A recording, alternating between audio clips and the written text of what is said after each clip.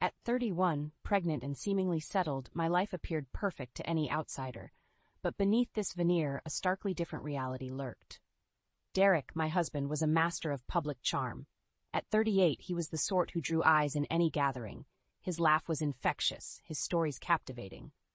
To the world, we were the idyllic couple, eagerly awaiting our first child. Yet behind the closed doors of our home, Derek's true colors bled through. The affection and warmth he once showered on me had turned into something colder, harsher. His words, once filled with love, now often cut deep. I had become adept at navigating his moods, a silent dance of walking on eggshells. I often found myself reminiscing about our early days, filled with joy and promise. Derek was rock, my confidant, but marriage seemed to unravel him, revealing a controlling and often cruel man. I told myself it was the stress of his job, but deep down, I knew these were mere excuses. The sound of a key in the lock jolted me back to reality. My heart skipped a beat. Derek was home early. Standing up quickly, I adjusted my maternity dress and tried to muster a smile. "Morning, love," Derek greeted, hanging up his coat. His voice was light, but his eyes, cold and scrutinizing, quickly scanned the room. "Good morning," I replied, my voice strained. "I wasn't expecting you so soon." He shrugged nonchalantly and headed for the fridge. "Needed a break from the office. How's the little one doing?" His hand rested on my belly, a gesture that once brought joy, now only discomfort. "He's doing fine," I managed to say. "Good," he said, his gaze lingering on me. "You look tired, Clara. You should rest more." I nodded silently, knowing better than to argue. Lunch passed in an uncomfortable silence. Derek was distant, lost in his own world, while I struggled with my meal. The tension between us was like a third unwelcome guest at the table. Post-lunch, Derek disappeared into his study, leaving me alone with my thoughts. My eyes landed on a family photo on the wall, a painful reminder of the facade we upheld. I felt trapped, a prisoner in my own home. I knew I needed to talk to someone, but who would believe the dark side of Derek, the perfect husband, the successful businessman? I felt utterly alone. As the day wore on, a resolve began to form within me. I couldn't continue living this lie, not for myself and definitely not for my unborn child. I had to find a way out, to expose Derek for who he really was. It was a daunting task, but for the sake of my child, I was ready to do whatever it took. That night, as I lay beside him, I silently vowed to myself I would find the courage to leave, to give my child a life free from this shadow. I needed a plan, a way to reveal Derek's true nature. It was a challenging path, but for my child, I was willing to walk it. I woke up to another day under the same roof as Derek, feeling the weight of my unborn child and the heavier burden of my secret turmoil. The morning was routine. Derek left for work with a peck on the cheek, a gesture so hollow it stung. As the door closed behind him, I allowed myself a moment to breathe, to feel the freedom his absence brought. But this respite was short-lived. Today, I had decided, was the day I would begin to document Derek's true nature. It was risky, but necessary. I needed evidence, something tangible to show the world the man he really was. That evening, as Derek returned, I braced myself. His mood was a barometer for the evening ahead. He came in, his face like a thundercloud. "Evening," I greeted him cautiously. He grunted in response, tossing his keys on the table. "What's for dinner?" I had prepared his favorite, roast chicken with vegetables. I hoped it might lighten his mood. "Roast chicken. It's almost ready." He eyed the kitchen suspiciously, as if expecting a flaw. "Make sure it's not dry this time." I nodded, feeling a knot in my stomach. At dinner, Derek picked at his food, his frown deepening with every bite. "This is bland," he muttered, pushing his plate away. "Can't you do anything right?" I clenched my fists under the table, forcing a calm I didn't feel. "I'm sorry, Derek. I'll try to do better." "You always say that, but I see no improvement." His voice was laced with contempt. I wanted to scream, to tell him how his words crushed me, but I held back. Instead, I quietly cleared the table, feeling his eyes bore into me. Later that night, in the privacy of my room, I took out my phone and began to write everything down. Every harsh word, every dismissive gesture. It felt like opening a floodgate, the words pouring out of me. This diary would be my weapon, a testament to the truth. The next few days were a blur of tension and silent suffering. Derek's moods swung wildly, and I tiptoed around him, capturing every incident in my phone. His disdainful comments, his careless disregard for my well-being. I recorded it all. One evening, as we sat watching TV, Derek suddenly turned to me. "Why are you so quiet these days? You used to be more lively." I met his gaze, my heart pounding. "Just tired, I guess," he scoffed. "You're always tired. What do you even do all day?" His words were like a slap in the face, but I swallowed the hurt. "Taking care of the house and preparing for the baby," I said quietly. Derek laughed, a harsh, mocking sound. "Taking care of the house? Look at this place. You're barely managing." I felt a tear escape my eye, but I quickly wiped it away. This was the Derek that the world needed to see, the one hidden behind closed doors, and I was going to expose him. Each day blurred into the next, a monotonous cycle of dread and resilience. Derek's behavior worsened, his mask slipping more frequently. I continued to document every cruel word, every cold gesture, building my case against him in secret. Then came the day that changed everything. It was a Thursday, mundane in every way, until Derek stormed home early from work, his face twisted in fury. "What's wrong?" I asked, my voice barely above a whisper. "The incompetence at work is driving me insane," he yelled, slamming his briefcase on the table. "Can't anyone do their job right?" I stepped back, feeling the walls of the room closing in. "Derek, please, you're scaring me." "Scaring you?" He scoffed. "I'm not even doing anything yet." His words sent a chill down my spine. I knew I had to be careful, to not provoke him further. But it was like walking through a minefield, blindfolded. As I tried to calm him, suggesting he relax and take a break, Derek's rage only grew. He began to hurl insults, each word a dagger aimed at my heart. I retreated to the kitchen, hoping to put some distance between us, but he followed, his anger a palpable force. "You're useless, Clara. Can't cook, can't clean. What good are you?" I stood there, my back against the counter, feeling trapped. My hand found a pair of scissors lying there, a mundane household tool, yet in that moment a lifeline. As Derek advanced, I held the scissors up defensively. "Stay back, Derek, please." The look in his eyes changed then, a flicker of surprise, maybe even fear. He stopped, his rage replaced by something else. Realization, perhaps. He knew he had gone too far. "What are you going to do, Clara? Stab me?" His voice was a venomous hiss. "No," I said, my voice steadier than I felt, "but I won't let you hurt me." We stood there in a standoff, the tension thick in the air. Then Derek laughed, a cold, mocking sound. "You're pathetic," he said, turning away. "Don't think this changes anything." But it had changed something. It had shown me the depth of his cruelty and my own strength. I knew then that I had to act, to bring his true nature to light. That night, after Derek had gone to bed, I sent an email to his boss, attaching excerpts from my diary. I detailed the abuse, the fear, the reality of living with Derek. It was a risk, exposing him like this, but I had reached my breaking point. The next morning, Derek left for work as usual, unaware of the storm that was brewing. I waited, my heart pounding, for the inevitable fallout. It came in the form of a phone call from Derek's boss. He was shocked, apologetic. He had no idea, he said. He promised to handle the situation. Later that day, Derek came home, his expression one of defeat. He had been suspended from work, pending an investigation. The mask he wore so well had slipped, revealing the monster beneath to the world. As I looked at him, I felt a mix of emotions, fear, relief, a sense of justice. This was just the beginning, I knew. There would be more battles to fight, more truths to uncover. But for the first time in a long time, I felt hope. "I know what you did, Clara," Derek said, his voice low. "Yes," I replied, meeting his gaze, "and I'd do it again." The aftermath of my email was like a storm breaking. Derek was a shadow of his former self, his arrogance replaced by a sullen, brooding demeanor. But I knew better than to let my guard down. In the silence of our home, his resentment simmered like a cauldron on the verge of boiling over. Uncle Jack, my late father's brother and the only family I had left, was the first person I reached out to. He had always been a pillar of strength, and I knew I could trust him with the truth. "Clara, I always suspected something was off," Uncle Jack said over the phone, his voice heavy with concern. "Why didn't you tell me sooner?" His words were kind, but they stung. I had been too ashamed, too afraid of not being believed. But now I needed him. "I need your help, Uncle Jack. I can't do this alone." "We'll get you out of this, Clara. You're not alone anymore," he assured me, and I felt a glimmer of hope. In the following days, I focused on my plan.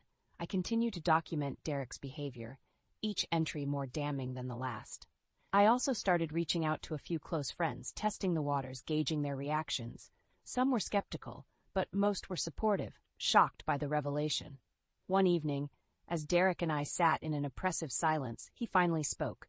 "You've ruined my career, Clara. How could you?" His words were icy, but I detected a hint of desperation beneath them. "I didn't ruin anything, Derek.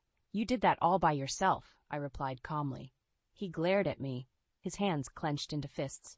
"You think you're smart, don't you? Exposing me, turning everyone against me." I met his gaze steadily. "I'm not turning anyone against you. I'm just revealing the truth." Derek laughed bitterly. "And what about you, Clara? Aren't you afraid of what people will say? The perfect wife, not so perfect after all." I felt a surge of anger, but kept my voice even. "I don't care what people say. I won't be a victim anymore." The days that followed were a tense cat-and-mouse game. Derek's moods were unpredictable, and I found myself constantly on edge, but I was determined to see my plan through. Uncle Jack was a constant support, calling daily, offering advice and encouragement. He also started gathering legal resources, preparing for the inevitable divorce proceedings.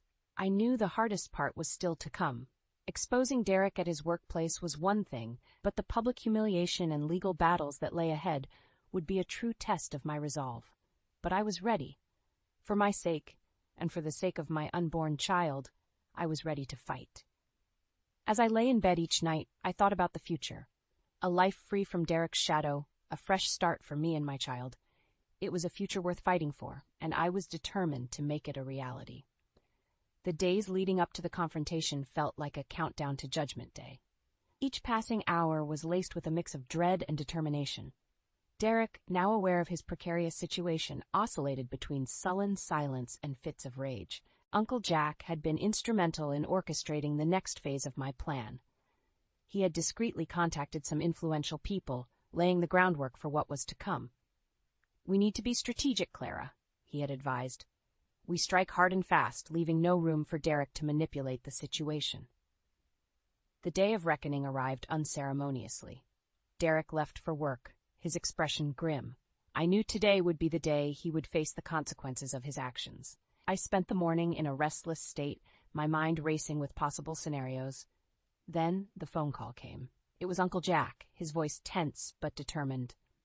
"It's happening, Clara. Derek's being confronted at work. They're going to suspend him pending a full investigation."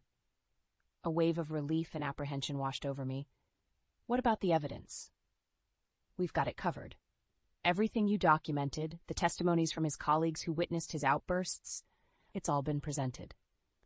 I hung up the phone, my hands trembling. This was it, the beginning of the end for Derek's reign of terror. Hours later, Derek returned home. The door slammed shut with a force that made me jump. His face was a mask of fury, his eyes burning with unspoken threats. "You," he spat, pointing a finger at me. "You've destroyed me, Clara." I stood my ground, despite the fear coursing through me. "No, Derek, you did this to yourself." He advanced towards me, but I didn't flinch. "You think you've won, don't you? You think you can just ruin my life and walk away?" "It's not about winning, Derek. It's about the truth. About not letting you hurt me or anyone else anymore." He laughed, a harsh, bitter sound. "You're nothing without me, Clara. You'll see. You'll come crawling back." But I knew I wouldn't. I had seen the depth of his cruelty, and I was done being his victim. The next few weeks were a whirlwind of legal meetings and preparations. Uncle Jack was by my side, guiding me through the process. The divorce proceedings were set in motion, and with each passing day I felt a little more of my old self return. The final hearing was a catharsis. As I stood before the judge, recounting the years of abuse, I felt a weight lift off my shoulders. Derek sat there, his usual confident demeanor shattered, unable to refute the mountain of evidence against him. When the judge granted the divorce, ruling in my favor, I allowed myself a small smile. It wasn't a victory, but it was justice. Derek had lost his job, his reputation, and now his marriage. The fall of his tyranny was complete. As I walked out of the courtroom, a free woman, I knew the road ahead would be challenging, but for the first time in a long time, I felt hopeful. I had stood up to Derek, exposed him for who he truly was, and I had survived. I was ready to start anew, to build a better life for myself and my child, a life free from fear, free from Derek. The seeds of retribution had been sown, and they had borne fruit. The courtroom doors closed behind me, sealing away a chapter of my life that had been marked by fear and subjugation. As I stepped into the sunlight, I felt its warmth as a symbol of the new beginning that lay ahead. Uncle Jack, ever my steadfast supporter, was waiting for me outside. "You did it, Clara," he said, his eyes glistening with unspoken pride. "I did," I replied, the reality of my newfound freedom slowly sinking in. "But I couldn't have done it without you." "We're family," he said, wrapping me in a comforting embrace. "Now let's focus on the future." The days that followed were a blend of relief and rebuilding. The divorce had granted me a significant portion of our shared assets, and Derek was ordered to pay alimony. It was more than just financial security. It was a means to start anew, to provide for my child without the shadow of Derek looming over us. I found a small, cozy apartment in a friendly neighborhood. It was the perfect place to turn into a home, a sanctuary for me and my baby. As I set up the nursery, I felt a surge of excitement, a joy that had been absent for far too long. Uncle Jack was a frequent visitor, helping with the preparations and sharing in my newfound happiness. "You're going to be a great mother," he would say, and I started to believe it. One evening, as I was unpacking a box of books, my phone buzzed. It was a text from Derek. My heart skipped a beat as I read his words. "You'll regret this. You've not seen the last of me." I stared at the screen, feeling a surge of anger mixed with a pang of fear. But then something within me shifted. I was no longer the scared, submissive woman Derek had known. I was stronger now, emboldened by my struggles and triumphs. I typed a reply, my fingers steady. "You no longer have any power over me, Derek. It's over." Sending the message felt like shedding the last remnant of my old life. Derek had lost his grip on me, and I knew that any threats he made were the last gasps of a defeated man. The next few months passed in a blur of anticipation and preparation. The community around me was supportive, and I made new friends, fellow mothers who shared in my excitement and offered their wisdom. Then the day arrived. The birth of my child, a beautiful baby girl, was the culmination of all my hopes and dreams. Holding her in my arms, I felt an overwhelming sense of love and protection. As I looked into her eyes, I made a silent promise. I would give her the life she deserved, full of love, happiness, and freedom. A life so starkly different from the one I had endured. In the end, the dawn of liberation was not just about freeing myself from Derek. It was about breaking the cycle, about building a future where my daughter could thrive, unburdened by the shadows of the past. And in that future, I saw not just survival, but the promise of joy and the endless possibilities that lay ahead. Life with my daughter, Lily, brought a sense of fulfillment I had never known. Each day with her was a gift, a reminder of the new path I had forged for us. She was my little beacon of hope, her laughter and bright eyes a constant source of joy. Uncle Jack was a regular presence in our lives, doting on Lily as if she were his own granddaughter. "She's going to grow up strong, just like her mother," he would say with a twinkle in his eye. As for Derek, he became a distant memory, a dark chapter in my life that had been firmly closed. The last I heard, he had moved away, his reputation tarnished beyond repair. The community that once admired him now knew the truth, and he had lost the respect he so dearly valued. Sometimes, in the quiet moments, I would reflect on my journey. The pain and suffering I had endured at Derek's hands had been a crucible, forging me into a stronger, more resilient woman. I had faced my fears, stood up to my oppressor, and come out victorious. But my story was more than just a tale of survival. It was a testament to the power of hope and the strength of the human spirit. It was a message to anyone suffering in silence, afraid and alone, that change was possible, that they too could break free and reclaim their lives. One evening, as I put Lily to bed, I looked down at her peaceful face and felt an overwhelming sense of gratitude. I had fought for this, for her right to grow up in a world free of fear and full of love. As I left her room, the soft glow of the nightlight casting a gentle aura around her, I paused at the doorway. The future was unwritten, a canvas waiting to be painted with the colors of our lives. There would be challenges, no doubt, but I was ready to face them head-on. With Lily by my side and the support of Uncle Jack and my new friends, I felt unstoppable. The scars of the past would always be a part of me, but they no longer defined me. I was Clara, a survivor, a mother, a woman reborn. As I sat down in the living room, a sense of peace settled over me. The struggles I had faced had led me to this moment, to a life filled with promise and possibility. Tomorrow was a new day, and it was ours to embrace. And in that promise of tomorrow I found not just an end, but a beautiful beginning.